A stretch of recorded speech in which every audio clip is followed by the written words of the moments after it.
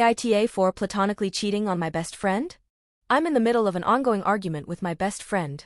My best friend, M19, and IF19 have been close for 3 years. I have quite a large social circle, but it has always been common knowledge that Matt is the person I am obviously fondest of.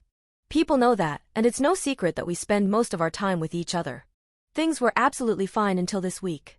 I was invited on a 5-day camping trip with some of my course mates at college. We spend a lot of time together and wanted to celebrate the end of semester by saving up to go somewhere. For reference, Matt isn't part of this group because he does another major.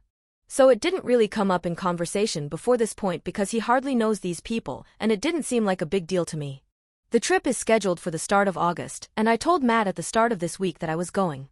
He went silent, and when I asked him what was the matter, he said that it was weird how I put that much money and time aside for people I've only known since September. I told him that's ridiculous because we spend a lot of time together as a group and we're good friends. He still went on to say that we've never traveled together and he's got 2 years on them. Then he said it's like I'm a platonic cheater. I feel bad because my first instinct was to laugh a bit, because honestly I didn't expect him to come out with that.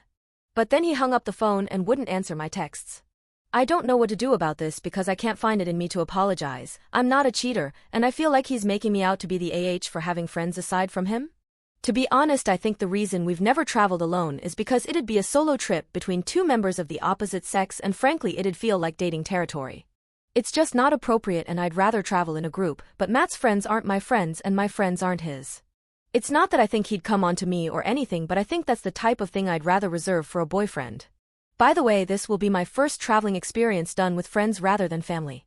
So AITA for choosing to vacation with relatively new friends instead of my best friend of 3 years?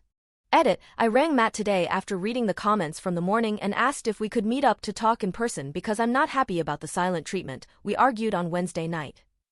He said he'll come over after his shift on Tuesday, so I'll update if we resolve.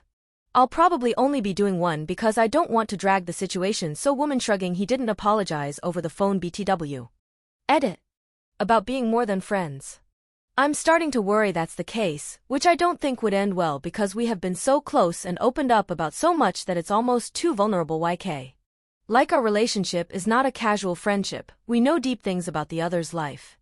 And I feel like that's too intense for a budding dating relationship. Does that make sense? To another commenter. I guess I would have to interrogate that. I feel like in my head he's always been an off-limits person because we're so close, and so even when there were times I considered us being something more, I never entertained the thought. It's weird. He's off-limits, but not because I would never be attracted to him or anything. He is attractive, objectively. Before we were actually friends, my first impression of him was that he was attractive. It's because I don't think it would work. I'm just yapping now, lol. Update. Things are kind of resolved but also up in the air emotionally. In short, Matt came over and it started off pretty heated because I was quite mad. I said he's completely overreacted and it was really immature of him to ignore me for nearly a week. He didn't say much and had his head in his hands for a while, which made me go quiet. He kept saying, I know, I'm sorry, I feel stupid.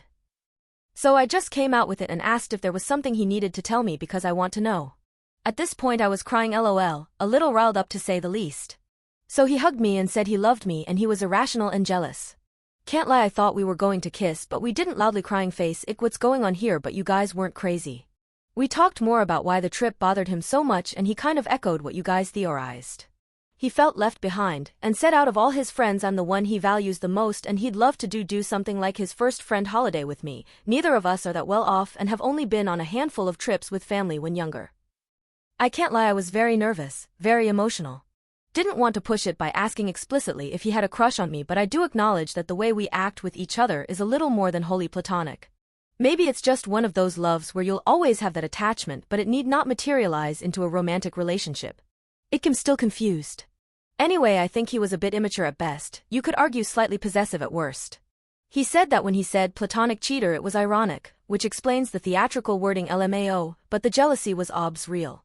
We laughed about it a bit, did a blunt LOL. I think we're okay. I mean, I'd love to hear your takes. Some will say I'm in denial, haha.